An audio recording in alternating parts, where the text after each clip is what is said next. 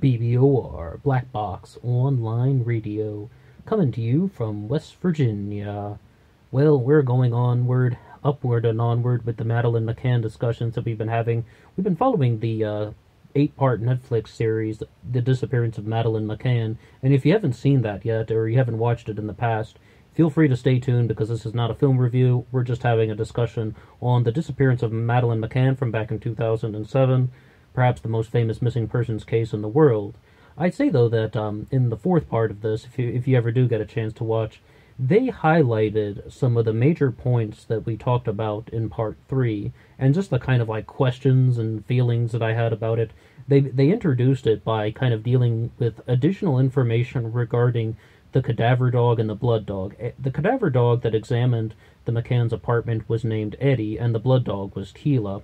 They have very good videography of the dog Eddie, once again the cadaver dog, examining very specific parts of not only the apartment, but even specific items that were owned by the McCanns. There are 2 very famous alerts from the cadaver dog, one in the apartment in Praia de Luz behind the couch, and the other one was in the bedroom near a cabinet.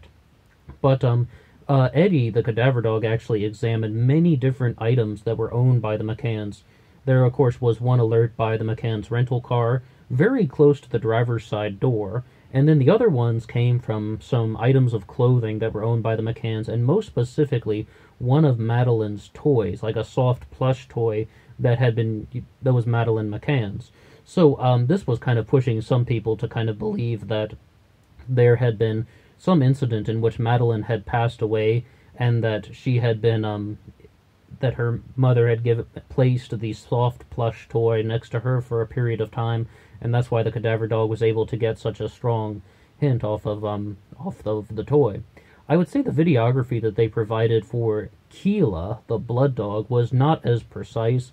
They said that there were alerts from Keela in the apartment, specifically by a wall that had like the very large ledge where Madeleine could have possibly hit her head, and they also said that there was an alert from Keela in the car that they had been driving, the Renault silver rental car. But what I would say is, though, they didn't provide like the clearest videography on the blood dog's alerts, whereas with the cadaver dog, very precise, very detailed.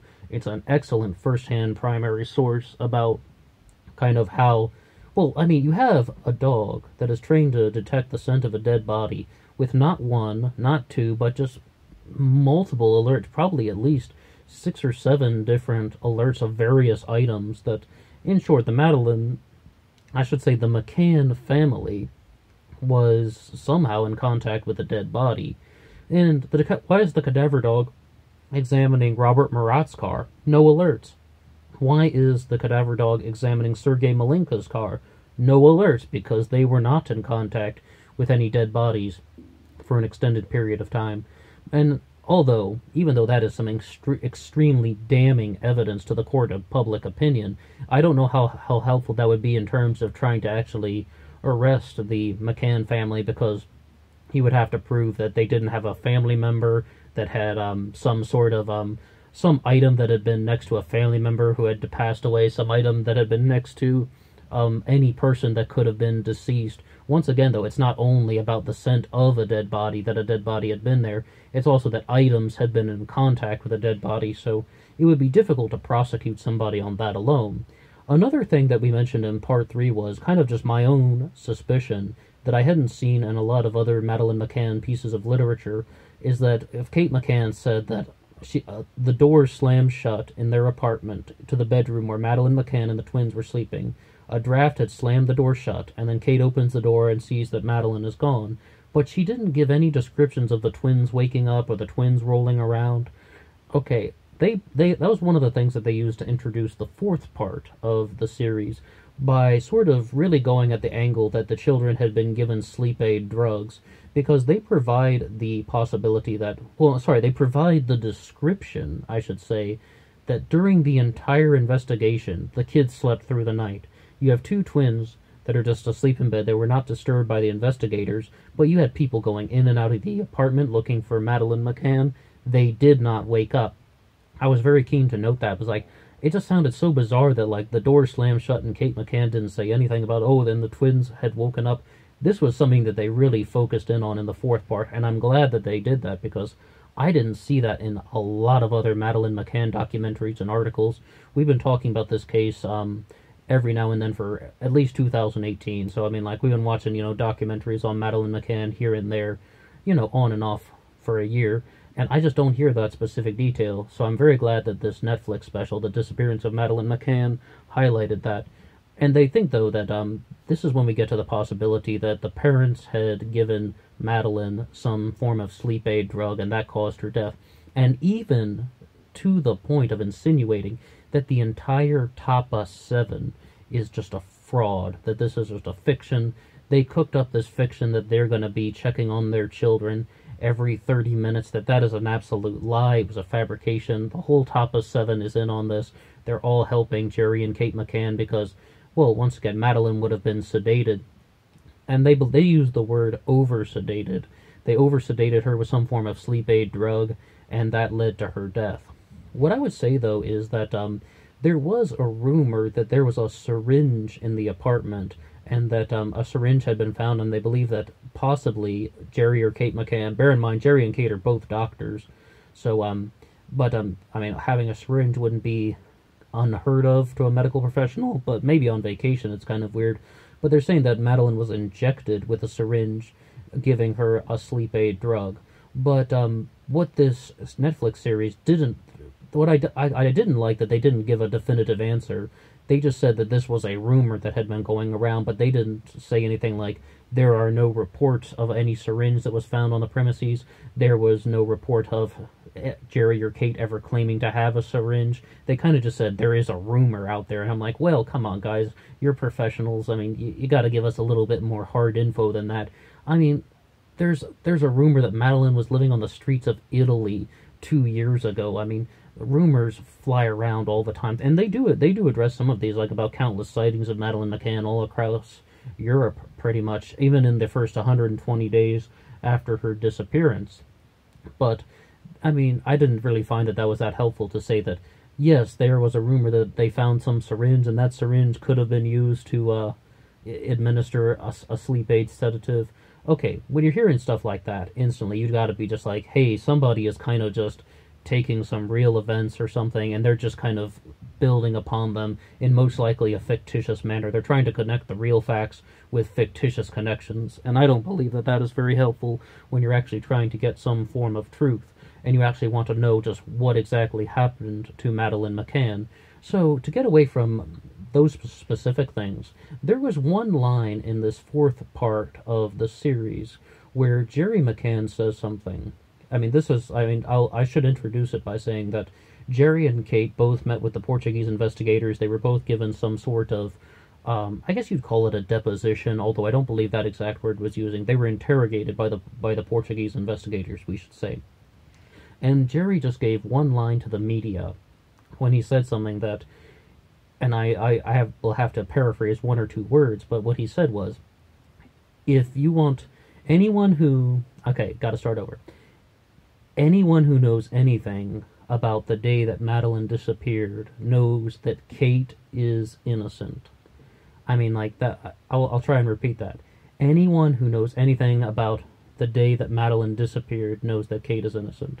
Okay? Once again, I'm going to paraphrase one or two words, and excuse me for that little bit of jumbling before that, but language experts love to pounce on those things. Like when you're ever reading true crime language analysis, and there are a lot of websites out there, some people are more amateurish and they kind of have their own blog about this stuff. Other people have, like a little bit more credibility. The JonBenet Ramsey case involves a lot of things associated with language experts. But the thing that I noticed, he didn't say, we are innocent. He said, Kate is innocent.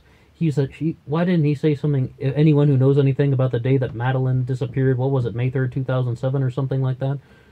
Anyone who knows anything about the day that Madeleine disappeared knows that we are innocent. And I haven't been the biggest promoter of things associated with language experts in the past, but I don't know, that stood out to me in kind of a weird way. He didn't say, we are innocent. He said that Kate is innocent. Does that mean that he was the one who administered the sleep aid drug, or somehow did something that caused Madeleine's death? Once again, people really believe that the biggest reason why Madeleine would have been moved to a kind of a different dump site, and the parents weren't just like, "Oh, my kid had an accident," was if she had been given sleep aid drugs, they would have done an autopsy under the suspicious circumstances of her death, and that would come out that the parents were drugging her, and they would be implicated. Whereas things might be a little bit different if she had just kind of died under different accidental circumstances. But I think it's a very kind of interesting theory that the Tapa 7 is a pure fraud, and that this was a story that they just kind of concocted to protect the McCann family. And somebody left an interesting comment yesterday on our discussion about Part 3, asking me, what do you think about the possibility that Madeleine did not die on the day of her disappearance, but she actually died in one of the days prior to the disappearance? And I said, it's very possible, because it takes time for the cadaver dog to be able to get enough material for a scent. It takes time, and it's like, the reason why I say that is, I mean, she would have had to have been dead for probably at least an hour, because the cadaver dog smells the scent of decomposition. I mean, Madeleine could have been dead for much longer than an hour, 2 hours, if they're just trying to hide the body until they can think of a story or something like that. That's something that would be, it definitely would kind of fit the narrative.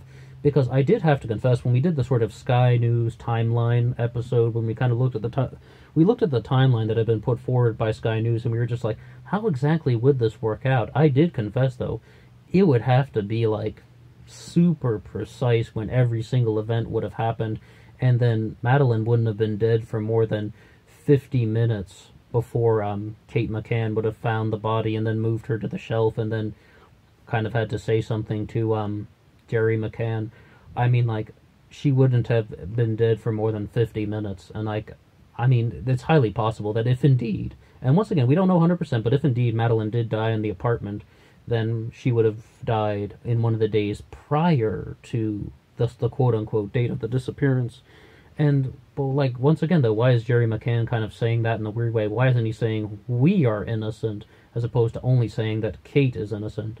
And, I do have to say as well, though, they really try and pinpoint that Jerry McCann is kind of the more unstable one. He's the one that's like, they even have this little clip of him kind of just interrupting an interview, just saying, I'm not doing this anymore, we can't comment on that.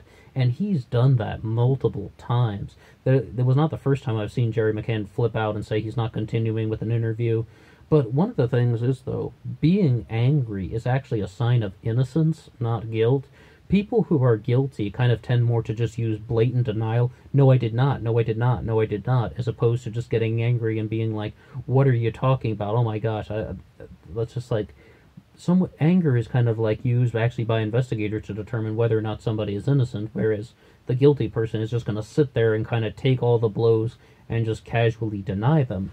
So that's where we're at with Jerry McCann.